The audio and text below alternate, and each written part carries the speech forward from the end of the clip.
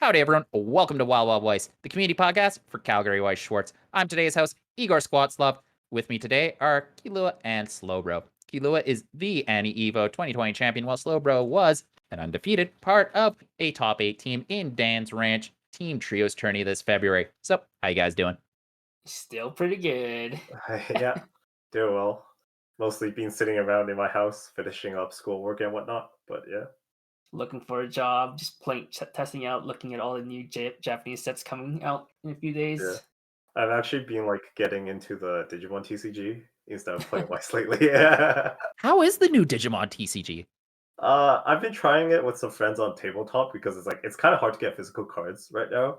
Like we have them coming in, but that won't be for a while. Mm. But just trying the game, I think it's quite a bit of fun because there's obviously the nostalgia factor for me, but a lot of the game mechanics, like there's a lot of the complex decision making that I really like about the game. Oh, nice. I think it's like kind of similar to Weiss, where there's a lot of like you have to put a lot of thought into your decisions, and you don't exactly know where it's going to go. So that makes the game like kind of complicated, and it can lead to some like unexpected results. So far, it's been pretty fun for me. Yeah, I remember the old TCG being, it was complex, but it wasn't interesting because it was just, there was so much weird stuff going on. But at its core, it was just a rock, paper, scissors game. Yeah, I never played the old one, but I'd advise everyone who likes TCGs to try the new one. It is quite fun. The way they're handling the NA supply is obviously not great at the moment, but hopefully they fix it eventually. Yeah, no kidding. And Yo, well, let, a lot of games are having supply issues right now. yo, let me plug in my Rebirth card game, dude. Come join me and play some wars. We top check and wreck. How is Rebirth once you have more than just kind of the demo deck? Because I know Plat Plat tried it out at 2019 Nats, and he said it was pretty fun. What's it like now that we've actually got proper product? You got actual strategies. There's actually decision making now. Ooh. Having actual decks it's like every other card game. Having actual decks is much better than having just structured decks and demo decks. So some people like the meme because it's all like RNG, but it's like every card game is RNG. It's just slightly more RNG. It's more about deck focusing, but there is some decision making. The only problem is there's no English, so people are less hesitant to play it. All right, so we all better start brushing up on kanji. Or are there translations for this one on HOTC as well? Just like Weiss, HOTC is like kind of unreliable. There's some errors. Gotcha. The Reaper community actually has their own like translation page. Oh, nice. Yeah, so it's pretty nice. I think their translation page is better than what we have in Weiss because everyone here still relies on HOTC with their error-prone ways. Yeah, it's like most of the time it's okay, but then sometimes they just have effect like completely wrong. Pretty weird. Yeah, or they miss like mandatory effects. Or I know there's like 2 finishers that I forgot which ones, but they give effects to other people, but in harder cards like writes them off as they gain the effect, only them, instead of being able to pass on the effects. Yeah. Oh, I think Summer Pockets had a card like that, right? The Umi finisher that I memed on Cortex. All right, keeping on the Date-A-Live train, we're going to have a quick hit about the upcoming set today. We're going to talk about our favorite cards from Date-A-Live. Each of us is going to be talking about our favorite from the set, what it does, and why we like it so much. We'll also mention how it fits nicely into a deck. We didn't actually figure out who's going to go first, so do you want to just go name alphabetical order? Maybe you guys go first. It's kind of hard for me to pick. I like a lot of cards in that set. We'll just keep going with me going first, I guess, like the last video. Sounds good. So my sleeper OP that probably won't get picked up much in English is the 1/1 Yoshino Adachi. It is when it gets reversed, if you can send it to bottom deck, and it also has to pay 1, choose it and another character on your field, and swap their positions on the start of your opponent's attack phase. And I think that card is going to be sleeper OP in English. I know it's very OP in Japan because one of the reasons why Japan still sees a lot of Date-A-Live play is because of this 1/1. Effectively allows you to control your board during your opponent's turns. You can use it to like swap a 2/2 from your back row to front row, to force a reverse. It can swap your 2/2s out of dangers against other 2/2s or 3/2s, and it just helps you win board much more. And Milo Shido event does the same thing, but there's two problems with it. It's yellow, so you have to play a tricolor level 1, and then it's you have to tap character, which you don't always want to do because you need to tap 2 characters to your brainstorm. Yoshino also is like proactive removal, unlike the events being more of a you have to use the event after your opponent answers your board. You can use the 1/1 Adachi preemptively to remove your opponent's threats before they remove your board. Yeah, and I it's agree. interesting Mhm. because Weiss doesn't have a lot of proactive cards like that. Yeah. Yeah. Also, compared to the 1-0 event, the 1-0 event's essentially a -1 if you use it for the removal, while the Yoshino gives you a body. So I think it's definitely a one of that everyone should play. Index. I'm personally going to try to run 2 of it when I first start playing DAO in English. It didn't see much play in Japan, but in Japan kind of slept on it until the ban list came in and realized the full potential of this 1/1 Adachi. So maybe if there wasn't a ban list, they'll actually play this in pre-ban DAO as well, but who knows? Yeah, not trying to be a hipster, but I played the card before. It was cool. Wow. No, I agree with everything you said. I think the card's really good as well. That was also one of my picks for like favorite card. It's just you can use it for so many things. It's so strong, and yeah, it's like become a focal point of the deck after the ban list. And I talked about it in my profile update as well. How important the card was. Yeah, watch this video, guys. Hey, I mean, cross promotion's the name of the game, right? Yep. All right, Tim. I think my favorite, I'm a standby guy at heart, so I just really like getting the power wall up. And Date-A-Live's power wall, it's not as big as the Fujimi Bunko power wall, but its ability to control the trigger is amazing. There's so many times in Fujimi where I get the standby on my first attack, and it's just like, oh, what do I do with this? Or I don't really want the standby at all. So having this card that allows me to either push the standby further down the deck really adds to this deck's oppressive capabilities. Yeah, I love this card. This card's also pretty nice when it gets crashed into last, where you can rearrange your draws. Yeah, that's so underrated. It lets you be Yami Yugi. Gets you the harder card. Yeah, deck manipulation Destiny and deck knowledge is always really powerful. I'm really playing some of the shiny mass, and they also have the check top 2 rearrange, and that card's been doing work for me. Yeah, it's always nice to have deck knowledge. I think it's so powerful because like it just lets you make decisions while knowing like partially, right? Not obviously not everything, but you partially know what's going to happen throughout your turn without having to deal with some of the RNG. I really like that aspect of those cards. That's one of the things that is really cool about Weiss Schwarz is it is a game about risk management, and this card lets you very fine tune your risk.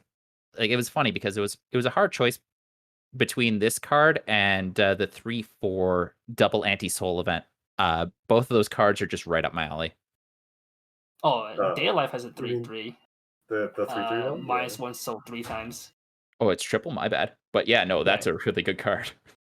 3/3, triple minus soul 1 time, and it bypasses hexproof. It gives your character a cross from it gets -1 soul. So stuff like Armin, the Armin assist can't body block the minus soul. Mm-hmm. That's a great card. Yeah, I think in the same vein as the Tohka 2/2, I was going to mention the Kotori Drop Salvage as being one of like the best cards in the set. Like at first, I was only playing like 1 or 2 of this card because I'm like, I don't need that many Drop Salvages in my deck, but it's just so good in the deck because of the Scry Top 2 and the Drop Salvage. Because unlike if you're playing a gate with like a deck with 8 gate triggers, when playing standby and you trigger, your advantage is on the board. It's actually kind of hard to get cards you want like specifically in your hand. So having like multiple cards that can do that does come up a lot, and it's really nice. Anyways, so if I were to pick a different card, I would say maybe I think the TD Tohka 3/2 is really underrated. I play it in my deck, and I think it's really good for 2 reasons. One, it doesn't use any hand and uses stock, and your deck functions with like barely any stock at all. It's only 4 stock to play 2 Kurumis, and the Climax combo for the 3/2 Kurumi uses no stock. So all your excess stock you can dump on the TD Tohka if you have excess. And also being 4/5 for an entire turn helps you wall off in like a lot of matchups and like lets you punch over stuff as well. And I think as far as card design goes, it's a really well designed TD level 3 because it's a generic profile that's like not only useful if you just buy the TD, but also in the actual set itself. It has like that niche. So just can we elucidate what the TD Tohka fully does? Oh yeah. It's a 3/2 10k on play. It gets 4/5 power. It's the combo row effect. Right. So 4/5 power your opponent and you can't play backups in the battle for until the end of their turn. And anytime the card reverses something, you can pay to burn one, like Mikasa. Hmm. So if it's sitting behind, like in front of a Kotori 3/2 assist, it's 16/5 by itself. And it's like massive. That assist is a really nice card too. I also see that assist being used a lot in JP meta right now. The assist, because Charlotte's more popular now after the ban list. That assist having the modular effect, being able to soul pump when needed, is also really nice. Yeah, you don't play yellow that often post ban list, but it does come up sometimes. I think that's probably one of my favorite aspects about the set. Obviously, I play it, so I do enjoy playing it. But all the cards having like a choose one of three effect, while it may arguably be overpowered, I think is very fun for the player playing the deck because there's so much player skill involved in choosing the right effect at the right times. I'm not gonna lie. Going forward, I wouldn't mind to see more modularity in cards, just because it does allow for really interesting decision making. Because it's all of a sudden, not only do you have opportunity cost considerations at the deck building phase, you have them. It's like, I'm going to play this card. What's my value of taking this compared to not getting that? I like that it's another place for player skill to enter the game. Yeah, like It's instead of having like a linear play, you just have so many branching options when you have the cards with these effects. Sorry, continue. yeah, having modular effects does increase skill gap, but since only so few sets has these types of effects, it's like power creep. Hmm. I agree. Yeah. If we It's get more of probably these overpowered. effects, yeah, more of these effects, I think it'll be good. But so far, they haven't print any like massive amounts of modular effects since Date-A-Live. There's some like has in their finisher, which you can choose, but it's not the same vein as Milo Shido Event or the 2/3/2s. Yeah. Like the only previous thing that I can really think of that comes close to the modularity that Data-Live has is there's kind of your utility knife back rows, but even that's a little different. Mm-hmm. And like the Haruhi one, I think only like one of those effects is really all that good. The problem with those cards is like it's overcosted most of the time, and sometimes the effects like weren't good. With Data Live, it's like you have pretty much the same cost because they're all on play, and all the effects are good. Yeah, I think that there's a new one from Kaneko Sneaker Bunko for what's it called Sneaker Bunko for Haruhi. It was Nagato, I believe, and then it was like only one of the effects were actually really good. The other one was just so bad. So it was basically a singular modularity. With like an effect that you might use in the niche opportunity. Very, very niche. The opportunity's so niche it might as well not be there. Funnily enough, the utility knife and pretty much the only card that you ever really see in a Data Life deck from Fujimi Bunko is the only one that I remember that actually has 3 good effects on it. One of them is just tap this, pay 2 heal, which is just really good. Yeah. Was that one like the power pump and the removal, right? Yes. Something like that. But you mainly use it for the heal. The Miku? Yeah, Yeah. the Miku. Yeah, that card's not bad. Miku. Mm-hmm. You know, it's definitely better in Fujimi than it is in Dao. Dao just like has too many good cards to fit that in. Yeah, that's the problem. Like, I was gonna try that card, but I'm just like, I could just play all these other cards. Your back row is usually full because of the 1/0 Tohka. Mm-hmm. You can't afford to waste a slot in your back row for the Miku. Plus, you have more healers in Date-A-Live than Fujimi had healers. Yeah, because Fujimi, all you really had was the Rumia and the Asia. Yeah, and Asia usually summon off of standby. Yeah, you don't really want to be spamming just to heal. No. That's the feels bad moment. Yeah, no, so it's at least in the heal cycling regard, yeah, Date-A-Live doesn't really need the heal. Especially since they cancel damage otherwise with the scries. Yeah. They don't really need the early game heals as much. Any other cards you want to think about? Nothing that super stands out to me. Although there is that PR, the box top of PR that we'll see play, I believe, because of the mirror match. It's on play, you can shuffle 2 characters in, gets side attack with no single penalty, and it's power pump 1/5. That card is going to be very important in the mirror match, so you can side your opponent walls without giving them the scries, and allow you to pump up your 2/2s and 1/1s to beat over their 2/2s and 1/1s. So it's going to be stupid expensive because it's a box stopper. Yeah, I'm hoping to get that ASAP off of Strictly Broken. Well, not every build's gonna play it, I don't think. And even if you do, it's like 2 of at most, I think. So probably shouldn't be that bad. But it will be more expensive than the rest of the events. Yeah. And then, yeah, you did remember the Cowgirl PR. That card was also 1 of 2 of and ended up being like $60. Yikes. Yeah, and the Fujimi box topper was also kind of disgusting in English pricing, just Oh, because the there was main one? another heal. Yeah, I mean, that also has character tax on it. It's Kurumi in a fair. raid costume. Like, that's definitely character tax.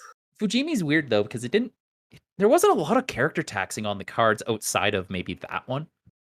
It's mainly the Kurumi cards. Like, all the Kurumi cards are expensive for no reason, even if they aren't played. Is Kurumi just that popular of a character among English fans, or She's Probably like most probably more popular than the popular. series. Yeah. Like, if people think about Date-A-Live, they'll probably think about Kurumi. And some people might know Kurumi and not Date-A-Live. honestly, I think I was in that boat until we actually saw Date-A-Live cards. It just wasn't a show that crossed my radar, right? Yeah, but you see a bunch of like Kurumi fan arts every so often. Okay. Yeah, so that about wraps us up for today then.